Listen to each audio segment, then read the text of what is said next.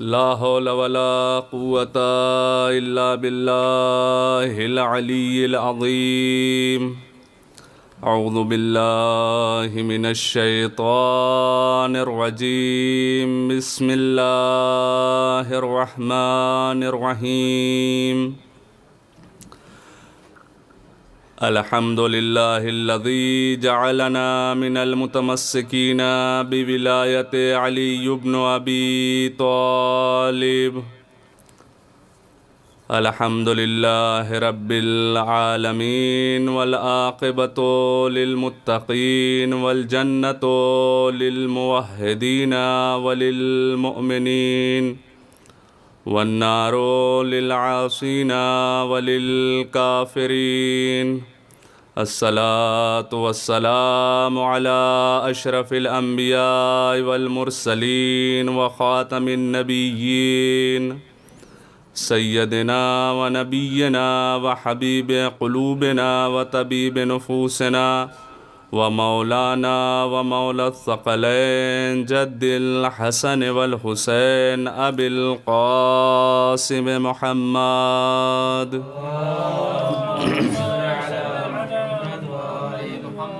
وعلى آله الطيبين الطاهرين المعصومين المظلومين ولعنة الله على أعدائهم أجمعين من الآن إلى قيام يوم الدين. أما بعد فقد قال الله تعالى في القرآن المجيد وهو أصدق الصادقين وقوله الحق. بسم الله الرحمن الرحيم. إنما وليكم الله ورسوله والذين يقيمون الصلاة ويؤتون الزكاة وهم راكعون. صلوات بر محمد وآل محمد. پروردگار عالم نے ہمیں پڑھنے کی اور آپ حضرات کو سننے کی توفیق عطا کی. پروردگار عالم ہماری اس عبادت کو قبول فرمائے. خالق کائنات مالک ارض و سما اپنی بابرکت کتاب، وہ کتاب جس کے لیے پروردگار عالم نے خود ارشاد فرمایا انا انزلناہ فی لیلۃ القدر، یہ وہ بابرکت کتاب ہے جسے ہم نے لیلۃ القدر میں نازل کیا ہے. اور اس کتاب کی تعریف میں کیا ارشاد فرماتا ہے پروردگار عالم؟ لا رطب ولا یابس الا فی کتاب مبین. کائنات کے ہر خشک و تر کا ذکر اس قرآن مجید میں موجود ہے. اور پروردگار عالم ارشاد فرما رہا ہے ما ہوا شفاء و رحمت، یہ قرآن للمؤمنین، یہ قرآن مومنین کے لیے شفا بھی ہے اور رحمت بھی ہے. اور عزیزان محترم، یہ وہ بابرکت کتاب ہے کہ اگر کوئی بصیرت کے ساتھ پڑھے تو اگر اندھا بھی ہو تو وہ بینا ہو جاتا ہے، اور اگر کوئی بے بصیرت کے ساتھ پڑھے، بے معرفت کے ساتھ پڑھے، بینا ہونے کے بعد بھی وہ اندھا ہو جاتا ہے. یہ قرآن مومنین کے لیے شفا ہے، لیکن کافرین کے لیے یہ شفا نہیں ہے. بالکل اسی طریقے سے جس طریقے سے آپ نے سنا ہوگا کہ آب نیسا جب برستا ہے تو سیپ کے منہ میں بھی جاتا ہے تو صدف بن جاتا ہے، سانپ کے منہ میں جاتا ہے تو زہر بن جاتا ہے. اسی طریقے سے یہ قرآن بھی شفا ہے، لیکن کس کے لیے؟ مومنین کے لیے. کافرین کے لیے یہ شفا نہیں ہے، بلکہ ان کے لیے عذاب بن جاتا ہے. کیوں عزیزان محترم؟ کبھی آپ نے غور کیا کہ آخر کیا وجہ ہے کہ قرآن مجید مومنین کے لیے تو شفا ہے اور کافرین کے لیے عذاب بن جاتا ہے، اس کی وجہ کیا ہے؟ عزیزو، جو میری سمجھ میں آیا وہ یہ ہے کہ اس لیے کہ رسول اکرم نے ارشاد فرمایا تھا علی مع القرآن والقرآن مع علی، علی قرآن کے ساتھ ہے اور قرآن علی کے ساتھ ہے۔ یہی قرآن جب کوئی محبت علی میں سرشار ہو کر اس کی تلاوت کرتا ہے تو قرآن گلے سے جھانک کے اس کے دل میں دیکھتا ہے آیا اس کے دل میں محبت علی ہے یا نہیں۔ اگر مومن کے دل میں محبت علی ہوتی ہے تو یہی قرآن اس کے لیے شفا بن جاتا ہے، اور اگر یہی قرآن کسی کے دل میں جھانک کر دیکھتا ہے اس کے دل میں محبت علی نہیں بلکہ بغض علی ہوتا ہے تو یہی قرآن اس کے لیے وبال جان بن جاتا ہے۔ ایک صلوات پڑھیں محمد و آل محمد۔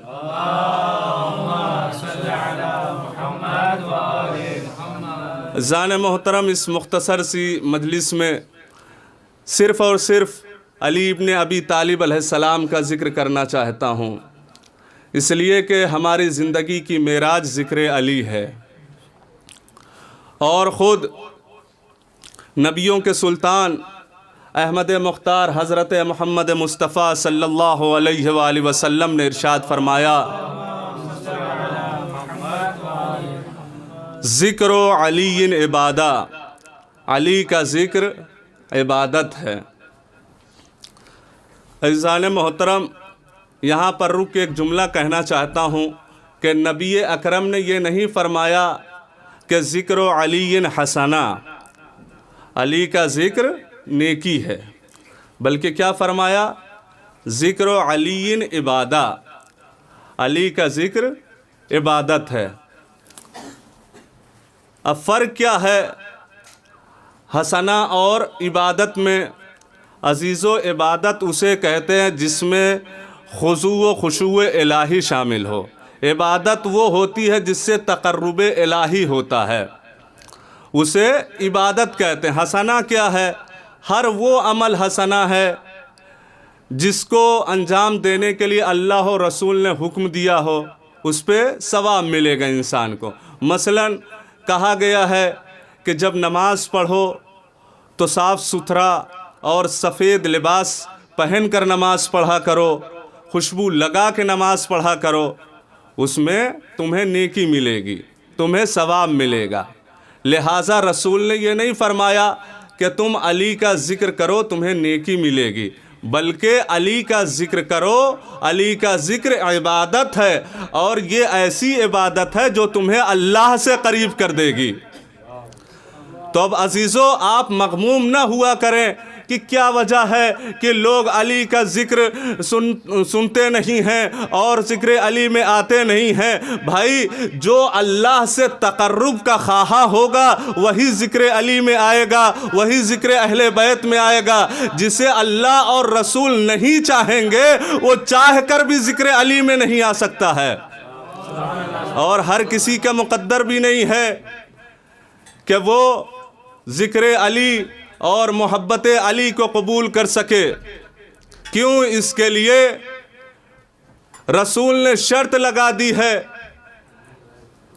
کہ محبت علی اسی کے دل میں آئے گی جس کی طہارت پاک ہوگی۔ یا علی لا يحبك الا طیب الولادہ ولا يبغضك الا خبیث الولادہ۔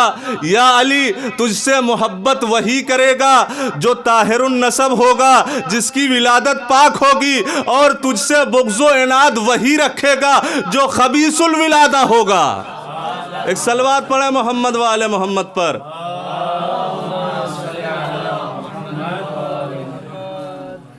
اور عزیزو، یہ حدیث تو خود جس کی میں نے تلاوت کی ہے، ذکر علی عبادہ، خود مسلمانوں کی اماں نے روایت کی ہے اس حدیث کی۔ اگر ہماری بات نہیں ماننی ہے تو کم سے کم اپنی اماں کی مان کے تو ذکر علی کر لیا کرو، اس لیے کہ وہ روایت بیان کر رہے ہیں کہ رسول نے فرمایا ذکر علی عبادہ، علی کا ذکر عبادت ہے، اور واقعاً علی کا ذکر عبادت ہے۔ اس لیے کہ جب علی کا ذکر ہوتا ہے تو صرف علی کا ذکر نہیں ہوتا ہے بلکہ اللہ و رسول کا بھی ذکر ہو جاتا ہے۔ اور خود اللہ تعالیٰ نے ہم ذکر علی کیوں کرتے ہیں؟ لوگ ہم سے سوال کرتے ہیں کہ آپ ہر جگہ ہر مجلس میں جہاں کہیں بھی موقع ملتا ہے صرف علی علی، صرف علی علی، جہاں بھی دیکھو ہر کوئی نعرہ حیدری اور یا علی، ہر جگہ علی علی کی آواز آتی ہے۔ جہاں بھی چند لوگ اکٹھے ہوں، مختصر سی مجلس ہو، چاہے جمع غفیر ہو، وہاں علی کا تذکرہ ہوتا ہے۔ ہم نے کہا اے نامعقول، تجھے کیا پتا ہم کیوں علی کا ذکر کرتے ہیں؟ ہم اس لیے ہم کوئی نامعقول قوم تھوڑی ہیں بھائی، ہم تو عقل مند ہیں، ہم تو عاقلوں کے چاہنے والے ہیں، ہم تو عقل کل کے ماننے والے ہیں، اس لیے کہ ہم کوئی دیوانی قوم نہیں ہے بلکہ ہم سے بافہم قوم کائنات میں پیدا ہی نہیں ہوئی، اس لیے کہ ہم نامعقول نہیں ہیں جہاں چاہے دیوانوں کی طرح علی علی کرنے لگے۔ بھائی ہم علی کا ذکر اس لیے کرتے ہیں کہ اللہ نے قرآن میں کہا ہے الا بذکر اللہ تطمئن القلوب، اللہ کے ذکر سے قلوب کو جلا ملتی ہے۔ اور اللہ نے کہا فاذکرونی اذکرکم، تم میرا ذکر کرو میں تمہارا ذکر کروں گا۔ اور رسول نے کیا فرمایا؟ ذکر علی عبادہ، علی کا ذکر عبادت ہے۔ پوچھا گیا یا رسول اللہ کیوں؟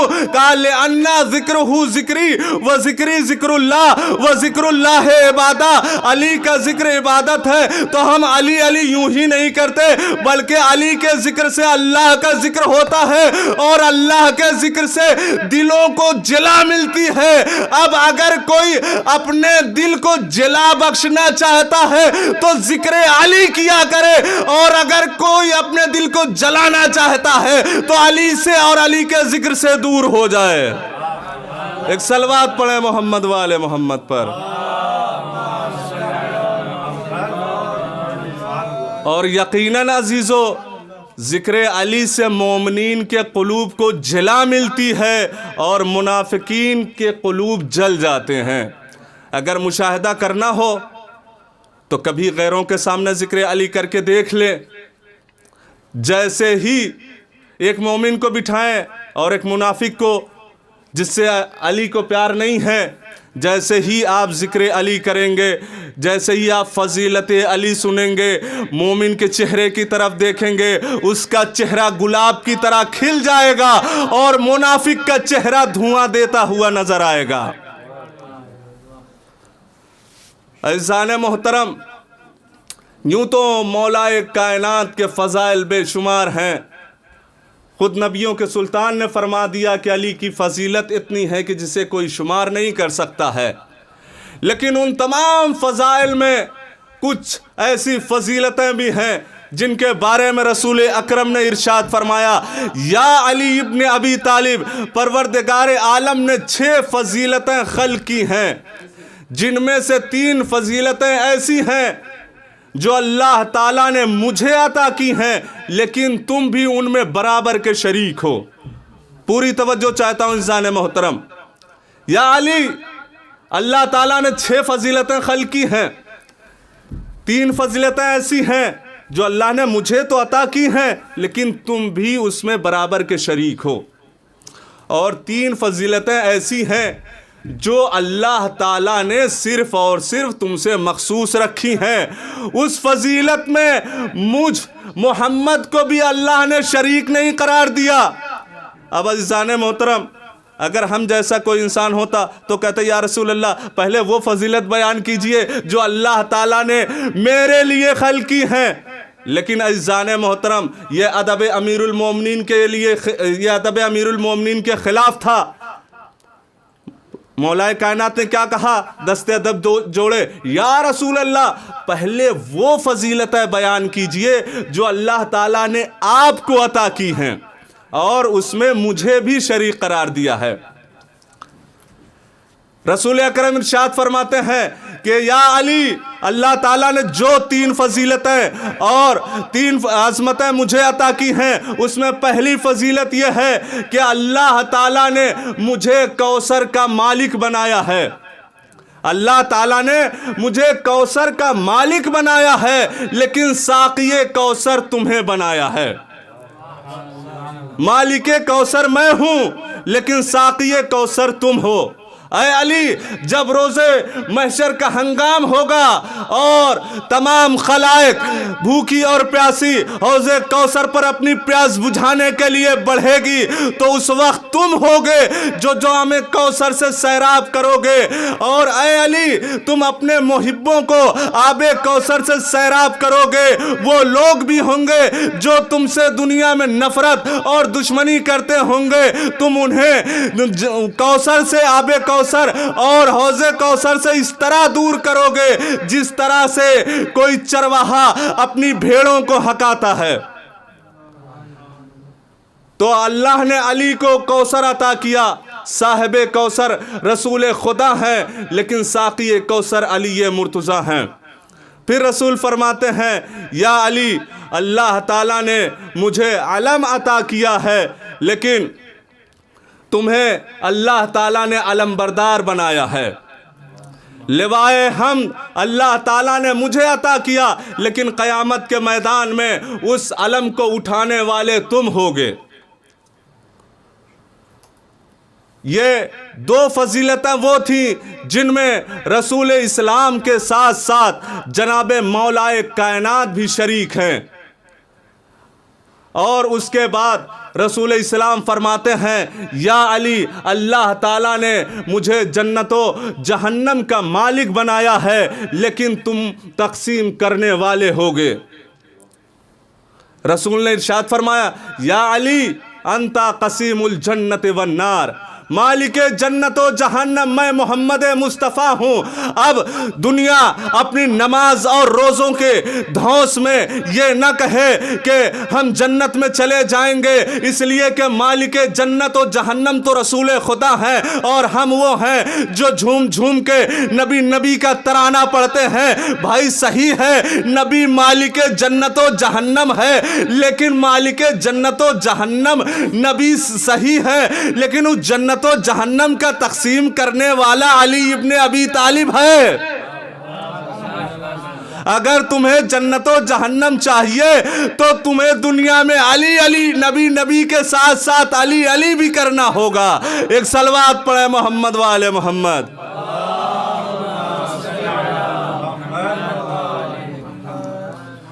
تمہیں نبی کے ساتھ علی علی کرنا ہوگا تب تمہیں جنت مل سکتی ہے، ورنہ تمہیں علی ابن ابی طالب خود اپنے ہاتھوں سے جہنم میں ڈال دیں گے اور یہ کہیں گے، اے جہنم، اسے لے لے، یہ تیرا ہے۔ اور اگر کوئی علی کا چاہنے والا اس طرف چلا بھی گیا ہوگا تو اس سے کہیں گے، یہ میرا ہے، اسے مجھے دے دے۔ عزیزان محترم، جب یہی حدیث یا علی انتا قسم الجنت والنار مامون کے دربار میں بیان ہوئی، امام رضا تشریف فرما تھے۔ مامون امام سے مخاطب ہو کر کہتا ہے کہ اے مولا، یہ جو آپ کے جد کی حدیث ہے، آپ کے نانا نے جو فرمایا یا علی انتا قسیم الجنت والنار، یہ میری سمجھ میں نہیں آتی ہے۔ امام نے کہا، کیوں؟ حدیث تو بہت سیدھی سی ہے، ایسی کوئی بات نہیں جو تیری سمجھ میں نہیں آئے۔ کہا اس لیے نہیں سمجھ میں آتی کہ اکیلا علی اور اتنی بڑی خلائق جم غفیر ہوگا میدان محشر میں، اور اس وقت علی کس طریقے سے اتنے لوگوں میں جنت و جہنم کو تقسیم کریں گے۔ امام نے کہا کہ اگر تیری سمجھ میں حدیث نہیں آتی تو کیا تو چاہتا ہے کہ میں نبی کی ایک اور حدیث تیرے سامنے بیان کر دوں؟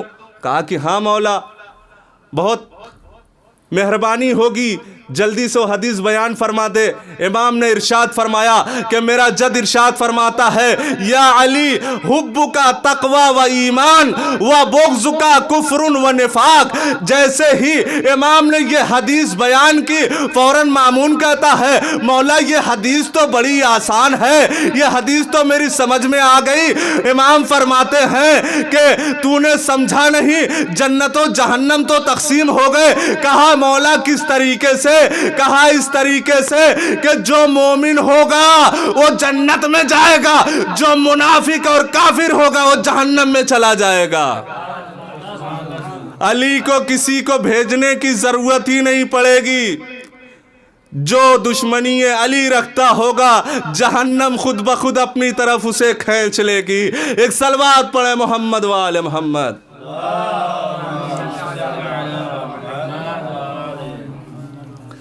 عزیزان محترم،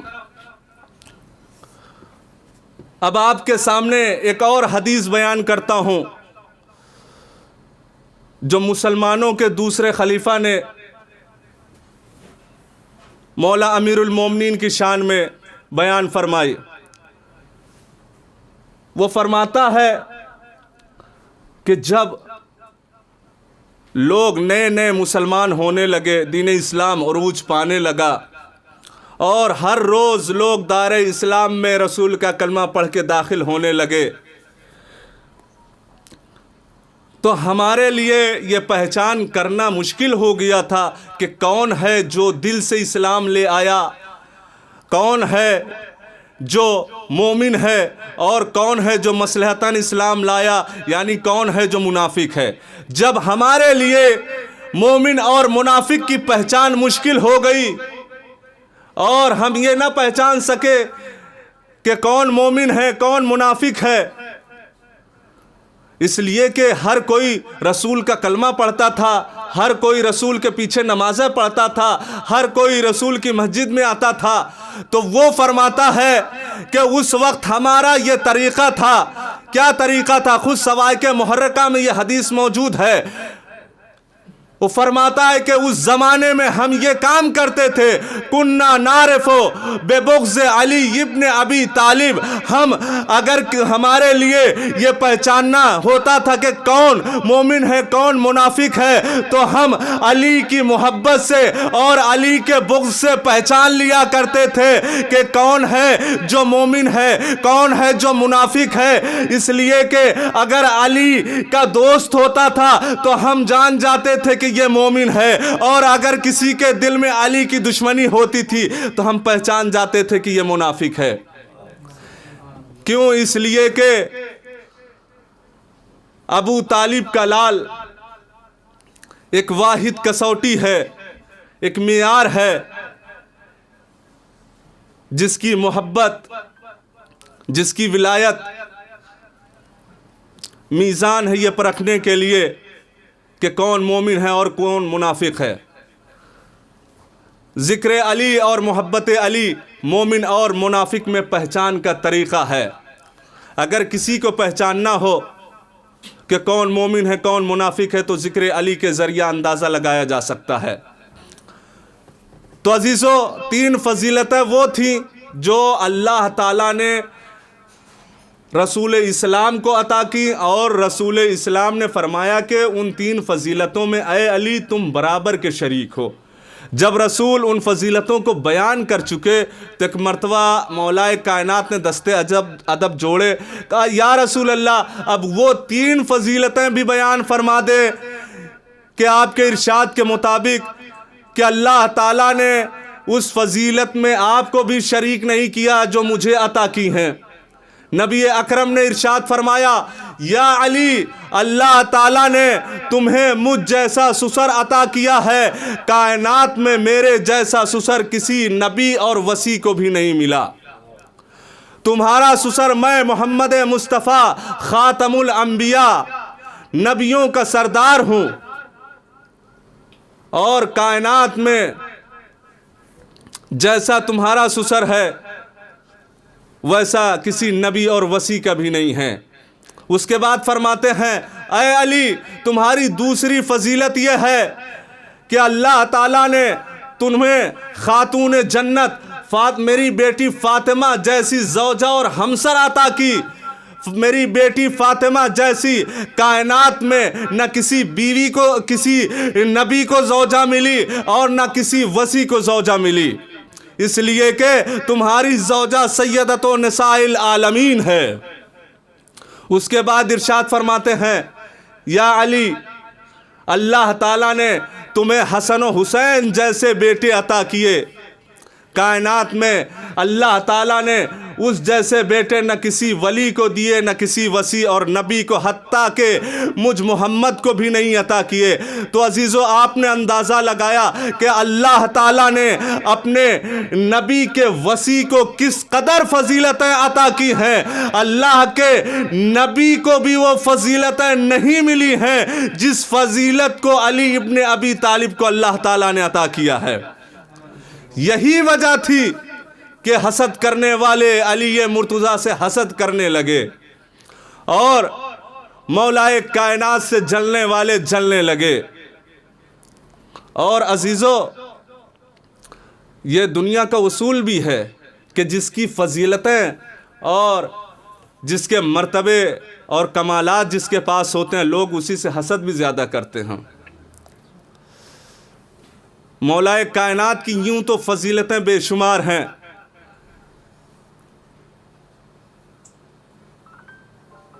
اتنی فضیلتیں، ہر مقام پر کوئی بھی ایسا موقع نہیں تھا کہ جہاں بھی رسول خدا نے اپنے لبھائے مبارک کشادہ کیے ہوں اور اس میں ذکر علی نہ ہو۔ کبھی فرمایا یا علی حب کا تقوی و ایمان، یا علی بغض کا کفر و نفاق، یا علی انت قسیم الجنت والنار، یا علی انت منی بمنزلت ہارون من موسیٰ، یا علی انت منی و انا منہ۔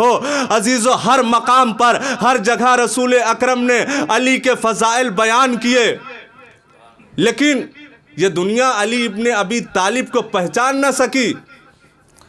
علی کی فضیلتیں کہاں تک ہم بیان کر سکتے ہیں؟ بس ایک مختصر سی روایت اور اس کے بعد انشاءاللہ اپنی منزل پہ آ جاؤں گا۔ جناب عبداللہ ابن مسعود یہ رسول اکرم کے بہت جلیل القدر صحابی ہیں۔ وہ ارشاد فرماتے ہیں کہ علی ابن ابی طالب علیہ السلام کی 4 ایسی فضیلتیں ہیں جن کا میں عینی گواہ ہوں کہ ایسی ان فضیلتوں میں سے اگر ایک فضیلت بھی مجھے مل جاتی تو مجھے جناب نوح کی زندگی کے برابر حکومت بھی ملتی تو میں اسے ٹھکرا دیتا اور اس فضیلت کو لے لیتا۔ یعنی 4 ایسی اہم فضیلتیں ہیں جو مولائے کائنات کو عطا ہوئی، کائنات میں اور کسی کو عطا نہیں ہوئی۔ اور عبداللہ ابن مسعود کون ہیں؟ یہی عبداللہ ابن مسعود ہیں کہ جب ان کا وقت آخر تھا اور عثمان بن عفان ان کی عیادت کے لیے آیا اور آ کر کہتا ہے کہ کہتا ہے کہ تمہیں کسی سے شکایت ہے؟ کہا کہ ہاں مجھے اپنے مرض سے شکایت ہے۔ کہا کسی سے حاجت ہے؟ کہا ہاں مجھے اپنے پروردگار سے حاجت ہے، میں اس کے رحم کی توقع کرتا ہوں۔ کہا کہ یہ بتاؤ کہ اگر تمہاری کوئی خواہش ہو؟ کہا کہ لقاء الہی کی خواہش ہے اور اس کے رحم کی خواہش ہے۔ کہا کہ اچھا اگر اجازت دو تو تمہارے لیے کوئی بہترین طبیب بھیج دوں؟ کہا نہیں اس کی ضرورت نہیں ہے۔ کہا اگر اجازت دو تو تمہاری بچیوں کے لیے میں بیت المال سے کچھ مال بھجوا دوں تمہارے بعد وہ زندگی اچھی طرح بسر کر سکے؟ تو انہوں نے کہا، ابن مسعود نے اس ملعون کو ٹھکراتے ہوئے کہ مجھے تیری دولت کی کوئی خواہش نہیں ہے کہ اپنی دولت کو واپس لے جا، میں نے اپنی بچیوں کو سورہ واقعہ کی تعلیم دی ہے اور اپنی بچیوں کو سورہ واقعہ کی تعلیم دے کے یہ بھی بتایا ہے کہ جب تمہیں کوئی مشکل آئے، پریشانی ہو، رزق میں تنگی ہو تو تم سورہ واقعہ کی تلاوت کر لینا، اس لیے کہ میں نے رسول خدا سے سن رکھا ہے کہ اگر کوئی سورہ واقعہ کی مسلسل تلاوت کرتا رہے تو اس کے رزق میں برکت ہوتی رہے گی، اس کی مشکلات دور ہوتی رہیں گی۔ ایک صلوات پڑھیں محمد والے محمد پر۔ یہ جلیل القدر صحابی تھے، جہاں کہیں بھی موقع ملتا تھا فوراً کھڑے ہو جاتے تھے اور کہتے تھے ایھا الناس آؤ اور مجھ سے علی کی فضیلت سنو۔ اتنی اور اس قدر علی کی فضیلت بیان کرتے تھے کہ علی کی فضیلت کے جرم میں ہی انہیں مارا گیا، جس کی وجہ سے ان کی شہادت واقع ہوئی۔ انہیں گرفتار کیا گیا، انہیں بہت اذیتیں اور تکلیف دی گئیں اسی وجہ سے کہ یہ علی سے محبت کرتے تھے اور لوگوں کو فضائل علی بیان کرتے تھے۔ تو انہوں نے فرمایا کہ اگر علی کی ان 4 فضیلتوں میں سے ایک فضیلت بھی مل جاتی اور جناب نوح کی زندگی کے برابر حکومت ملتی تو میں اسے چھوڑ دیتا اور اس فضیلت کو لے لیتا۔ کہا کہ پہلی فضیلت یہ ہے کہ رسول اکرم نے صرف اور صرف علی ابن ابی طالب کے لیے ارشاد فرمایا لَأُعْطِيَنَّ الرَّایَةَ غَدًا رَجُلًا كَرَّارًا غَيْرَ فَرَّارٍ، کل میں علم اسے عطا کروں گا جو مرد ہوگا، کرار ہوگا، غیر فرار ہوگا۔ اس دن ایسا تھا کہ میں نہیں بلکہ تمام صحابہ یہ تمنا کر رہے تھے کہ علم مجھے مل جائے، لیکن اللہ تعالیٰ کی مرضی یہ تھی اور رسول اکرم نے علم علی ابن ابی طالب کو عطا کیا۔ یہ علی کی ایسی فضیلت تھی جو کائنات میں کسی کو نہ مل سکی۔ میں جلدی عرض کر رہا ہوں اس لیے کہ دامن وقت میں گنجائش نہیں ہے۔ دوسری فضیلت یہ ہے کہ رسول اسلام نے حکم دیا کہ اللہ تعالیٰ نے جبریل کے ذریعہ مجھے حکم دیا ہے کہ مسجد میں جس کے بھی دروازے کھل رہے ہیں سب کے دروازوں کو بند کر دو، الا باب علی سدد الابواب، الا باب علی، سب کے دروازوں کو بند کر دو سوائے علی ابن ابی طالب کے دروازے کے۔ یہ ایسی فضیلت تھی کہ جو سوائے علی ابن ابی طالب کے اور کسی کو نصیب نہ ہو سکی۔ اور علی کی تیسری سب سے بڑی فضیلت یہ ہے کہ جب سورہ توبہ سورہ برات نازل ہوئی تو اللہ کے حبیب نے سورہ برات کی تبلیغ کے لیے ابو بکر کو بھیجا، لیکن جیسے ہی وہ کچھ دور آگے بڑھا تھا فوراً جبریل آ گئے اور اللہ کا پیغام دیا، لا تکلف اللہ نفسک، اے رسول اللہ تعالیٰ کسی کو تکلیف نہیں دیتا مگر یہ کہ تمہیں یا جو تم جیسا ہو۔ فوراً رسول اسلام نے علی ابن ابی طالب کو بلایا، کہا کہ جلدی جاؤ اور ابو بکر سے اس ورقے کو لے لو اور تم جاؤ مکے میں سورہ برات کی تبلیغ کے لیے۔ یہ ایسی فضیلت تھی جو علی کے علاوہ کسی کو نصیب نہ ہو سکی۔ اور علی کی چوتھی اور سب سے بڑی فضیلت کہ جب نجران کے یہودی آئے، اللہ کا انکار کر رہے تھے، رسول کی تکذیب کر رہے تھے، رسول کے بار بار سمجھانے پہ بھی نہ مانے، تو آواز قدرت آئی، فَقُلْ تَعَالَوْا نَدْعُوا أَبْنَاءَنَا وَأَبْنَاءَكُمْ وَنِسَاءَنَا وَنِسَاءَكُمْ وَأَنفُسَنَا وَأَنفُسَكُمْ۔ رسول انفسنا کی جگہ پہ علی ابن ابی طالب کو لے گئے، اور یہ ایسی فضیلت تھی کہ اولین و آخرین میں علی ابن ابی طالب کے علاوہ اور کسی کو نصیب نہ ہو سکی۔ ایک صلوات پڑھے محمد و آل محمد۔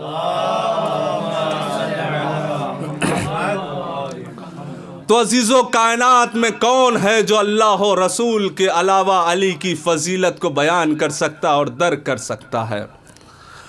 عزیزو، جو اتنی فضیلتوں کا حامل تھا، جس کا حق یہ تھا کہ زمانہ اسے سر کا تاج بناتا، لیکن مسلمانوں نے اس سے کیسی دغا کی۔ ابھی رسول کی وفات کے چند ہی دن گزرے تھے کہ مسلمانوں نے اسی وصی رسول کے گلے میں رسی کا پھندا ڈال دیا۔ عزیزو، اگر علی کی فضیلتیں بے شمار ہیں تو مصیبتیں بے شمار ہیں۔ مظلومیت علی بہت بڑی ہے، اسی لیے ہمارا نواں امام جب مولا کی زیارت کے لیے آیا تو کیا فرماتا ہے؟ السلام علیکہ یا اول المظلوم، سلام ہو تجھ پر اے اول مظلوم۔ عزیزو، یوں تو مظلوم ہمارے سارے امام ہیں، یوں تو مظلوم امام حسین علیہ السلام ہیں، کائنات میں سب سے بڑے مظلوم امام حسین علیہ السلام ہیں، لیکن اول مظلوم امیر المومنین ہیں۔ کیوں عزیزو؟ کبھی آپ نے سوچا، کبھی آپ نے غور کیا؟ عزیزو، جو میری سمجھ میں آیا وہ یہ ہے کیوں علی مرتضیٰ اول مظلوم ہے؟ اس لیے کہ میراث رسول لٹتی رہی، علی صبر کرتے رہے، علی پہ ظلم ہوتا رہا۔ کیا یہ علی کی کم مظلومی ہے کہ فاتح خیبر علی تھا، فاتح بدر و حنین علی تھا، مگر علی کے گلے میں رسی کا پھندا ڈال دیا گیا۔ عزیزو، کیا علی کی یہ کم بڑی مظلومی ہے کہ علی کے سامنے علی کی ناموس کے بازوؤں پہ درے لگائے گئے، پسلیاں توڑ دی گئی، محسن کو شہید کر دیا گیا۔ عزیزو، حسین بھی بڑے مظلوم ہیں، لیکن حسین کی موجودگی میں اہل حرم پہ کوئی آنچ نہیں آئی، لیکن حسین کی زندگی میں زہرا کو تماچے لگائے گئے، مگر علی نے برداشت کیا۔ ہاں عزیزو، یہی وجہ تھی کہ لوگ علی سے نفرت اور علی سے دشمنی کرنے لگے، اس لیے کہ کائنات میں علی کے جیسا کوئی صاحب کمال نہیں تھا۔ عزیزو، یہی وجہ تھی کہ جب ابن ملجم ملعون کو گرفتار کر کے مولا کائنات کی بارگاہ میں پیش کیا گیا تو علی نے ابن ملجم سے ایک ہی سوال کیا ہے۔ امام فرماتے ہیں، ابن ملجم یہ بتا کہ یمن کے خزانے سے کیا میں نے تجھے دوہرا انعام نہیں عطا کیا تھا؟ کیا میں نے تجھے اپنا پسندیدہ گھوڑا نہیں عطا کیا تھا؟ یہ بتا، کیا میں نے سب سے زیادہ تجھ پہ انعام و اکرام نہیں کیا تھا؟ وہ کہتا ہے، آخر کیا وجہ تھی کہ اس عالم مسافرت اور غربت میں تو نے میرے بچوں کو یتیم کیا؟ کیا میں تیرا اچھا امام نہیں تھا؟ وہ کہتا ہے کہ مولا، ارے جو جہنم میں جا رہا ہو آپ اسے کس طریقے سے جنت میں ڈال سکتے ہیں؟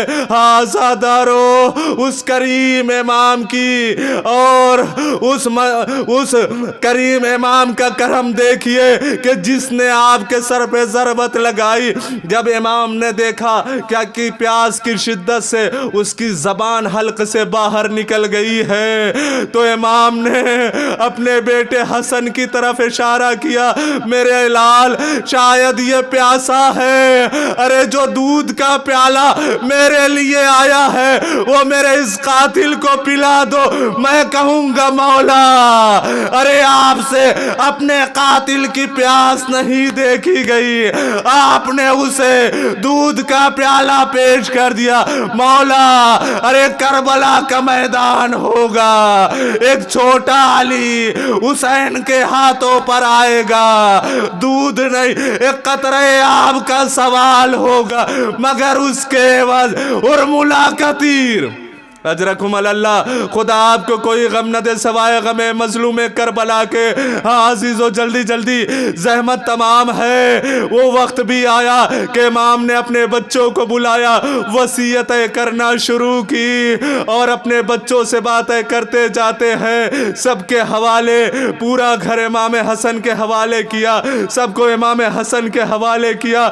عباس ایک گوشے میں کھڑے ہوئے رو رہے تھے، جب عباس کو روتا ہوا دیکھا اپنے پاس بلایا، امام حسین کو بلا کر عباس کو حسین کے حوالے کیا، کہا عباس آج سے حسین تمہاری امانت میں، اور حسین عباس آج سے تمہاری امانت میں۔ ہاں عزیزو، وہ وقت بھی آیا کہ ایک مرتبہ علی کا ایک نابینا صحابی جس کا نام عبداللہ ابن عفیف تھا، عزادارو، وہ مولا کے قریب آیا اور مولا سے باتیں کرنے لگا۔ مولا نے بھی اس سے کچھ باتیں کی، کیا باتیں ہوئی کچھ سمجھ میں نہ آئی، وہ نکلا بیت الشرف سے اور اپنے گھر کو چلا گیا۔ ہاں عزیزو، راز اس وقت نہیں کھلا کہ کیا بات ہوئی، وقت گزرتا رہا، ایک وقت وہ بھی آیا کہ جب بازار کوفہ میں اہل بیت کا لٹا ہوا قافلہ کربلا سے کوفہ آیا، اور ایک مرتبہ علی کی بیٹی نے اس شور میں اشارہ کیا.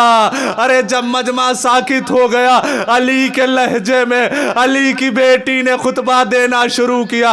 ایک مرتبہ عبداللہ بن عفیف ارے مجمع کو چیر کر اپنے جوانوں کے ساتھ آگے بڑھے اور کہتے یہ بتاؤ کیا کوفے میں علی آ گئے ہیں؟ کہا کہ نہیں. کہا کہ کیا قیامت آ گئی؟ کہا نہیں. کہا ایسا کیوں پوچھتے ہو؟ کہا اس لیے کہ 21ویں شب تھی ماہ رمضان کی. جب میں میرے مولا کے قریب گیا اس وقت میں نے اپنے مولا سے کہا مولا ارے اب آپ بھی جا رہے ہیں, جاتے جاتے اتنا کرم کر دے میں نابینا ہوں, میری آنکھوں پہ اپنا ہاتھ پھیر دے تاکہ میری بینائی آ جائے. تو میرے مولا نے کہا کہ عبداللہ ارے میں تمہاری بینائی تو پلٹا سکتا ہوں لیکن عبداللہ کیا تم چاہتے ہو کہ تمہاری بینائی پلٹ آئے اور ایک وقت وہ بھی آئے جب تمہارے سامنے ایک ایسا منظر آ جائے جسے دیکھ کر تمہیں یہ کہنا پڑے کہ اے کاش میں اندھا ہوتا, میں نابینا ہوتا. کہا کہ کیا ہوا؟ کہا اس لیے کہ اس وقت میرے مولا نے کہا تھا کہ اے عبداللہ ارے جاؤ اپنے گھر چلے جاؤ, اب میری آواز تم قیامت ہی میں سنو گے. اسی لیے پوچھ رہا ہوں کیا قیامت آ گئی؟ میرے کانوں میں علی کی آواز. کیا قیامت نہیں آئی بلکہ علی کے لہجے میں علی کی بیٹی زینب خطبہ دے رہی ہے. جیسے ہی عبداللہ ابن عفیف نے یہ سنا سر و سینہ پیٹ لیا. ہائے علی وَسَيَعْلَمُ الَّذِينَ ظَلَمُوا أَيَّ مُنْقَلِبٍ يَنْقَلِبُونَ إِنَّا لِلَّهِ وَإِنَّا إِلَيْهِ رَاجِعُونَ رِضًا بِقَضَائِهِ وَتَسْلِيمًا لِأَمْرِهِ.